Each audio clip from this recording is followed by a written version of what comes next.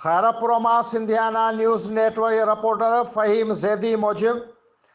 सखी अब्दुल वहाब फारूकी हज़रत सचल सरमस्त रहमतुल्लाह जो सालियानो 3 ॾींहनि वारो उर्स मुबारक जो इफ़्तिदाई इंतज़ाम अदबी सुघड़ कॉन्फ्रेंस मुशाइरो निमाइश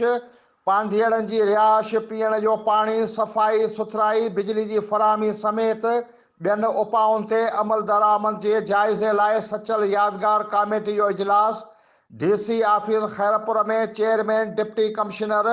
डॉक्टर शर्जील नूर चना की सदारत हेठि थियो। इजलास में सेक्रेटरी मुख्तियार मलक लाल बख्श मंगी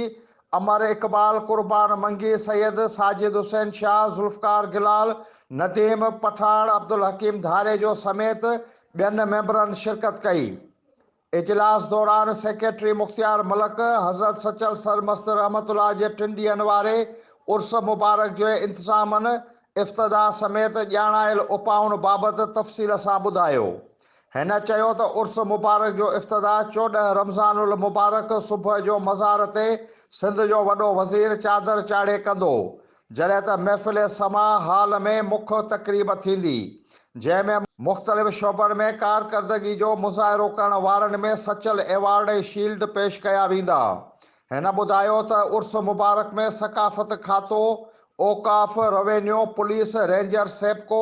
सिहत, लोकल गवर्नमेंट समेत ॿियनि लाॻापियल खातनि जे सहकार सां इंतज़ामनि खे हतमी शिकिल ॾिनी वेंदी आहे।